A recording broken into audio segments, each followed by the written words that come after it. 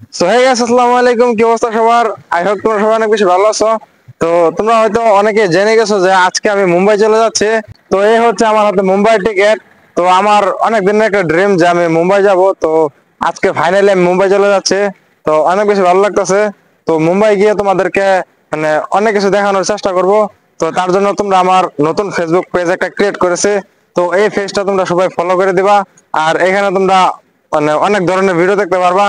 তো আমি মুম্বাই কোথায় থাকবো বা কোথায় কি করব না করব অল ডিটেলস তো ওই পেজে পেয়ে যাবা। তো সবাই এই পেজটা ফলো করে দিও। তো এখন টাইম প্রায় 8টা বেজে গেছে, দেখতে পারতেছো। আর আমাদের ট্রেনটা আসবে হচ্ছে 10টা 15। তো এত এত টাইম আমার ওয়েট করতে হবে। आली उमलून माझ्या गाली प्रीत नवी। Good morning everyone. তো দেখতে দেখতে সকাল হয়ে গেল। আজকে হচ্ছে মুম্বাই যাওয়ার ডে 2।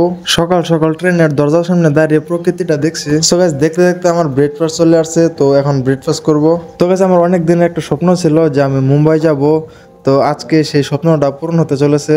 আমার কাছে অনেক বেশি ভালো লাগতেছে। মানুষ স্বপ্ন পূরণ করার জন্য কোথাও না কোথাও তো যায়, তেমনি আমিও আমার নিজের স্বপ্ন পূরণ করার জন্য মুম্বাই চলে যাচ্ছি। জীবনে যত কষ্টই হোক, কখনো হার মানা যাবে না।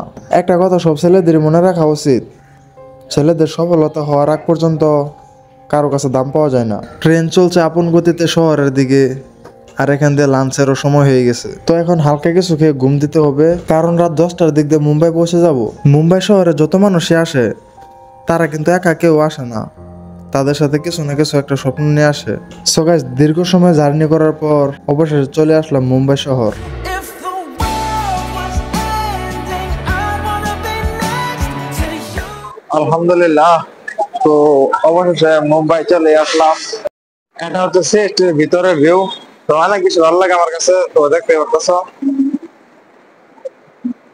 তো এখন আমাকে রিসিভ করতে আসবে আমার মামা। তো মামা এখন আসেনি, সে কখন আসে আই ডোন্ট নো। তো আমাকে বলেছে যে আরো 20-30 মিনিট পরে সে চলে আসবে। তো সে আসার পরে তোমাদেরকে সবকিছু ডিটেলস দেখাবো। আর মামাকে অনেক বেশি ধন্যবাদ।